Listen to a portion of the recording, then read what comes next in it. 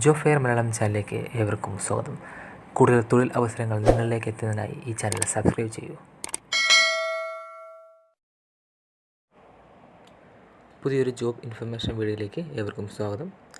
Hindustan aeronautics ലിമിറ്റഡിൻ്റെ പുതിയ notification publish ചെയ്തിട്ടുണ്ട്.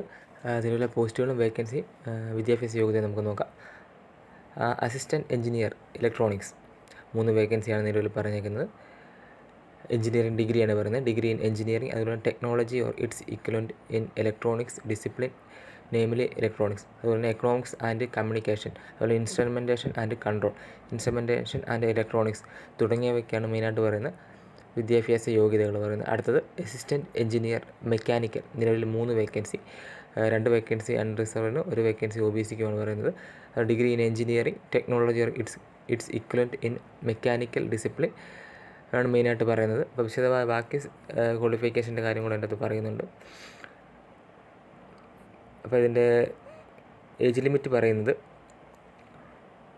8/5/2024 35 വയസ്സ് പൂർത്തിയായിരിക്കുന്നു. 35 വയസ്സ് കഴിയാൻ പാടുള്ളൂ. അതുപോലെ തന്നെ SC ST OBC മറ്റു വിഭാഗങ്ങൾക്ക് നിയമാനുസൃതമായ വയസ്സിളവ് ഉണ്ടായിരിക്കുന്നതാണ്.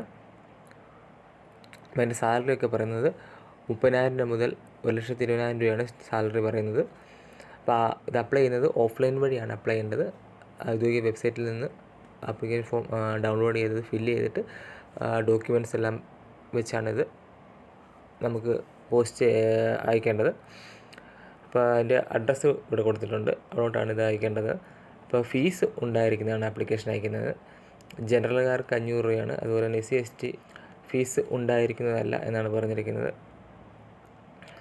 സെലക്ഷൻ പ്രൊസീജിയറിൻ്റെ കാര്യം പറഞ്ഞു. റിട്ടൺ ടെസ്റ്റിൻ്റെ അടിസ്ഥാനത്തിലായിരിക്കും സെലക്ഷൻ പ്രൊസീജിയർ. അപ്പോൾ കുറച്ച് വേക്കൻസി മാത്രമേ ഉള്ളൂ. മൊത്തം ഇലക്ട്രോണിക്സിലും മെക്കാനിക്കൽ എഞ്ചിനീയറിംഗിലും മൊത്തം 6 വേക്കൻസി ഉള്ളൂ. അപ്പം താല്പര്യമുള്ളവർ അപേക്ഷ സമർപ്പിക്കുക.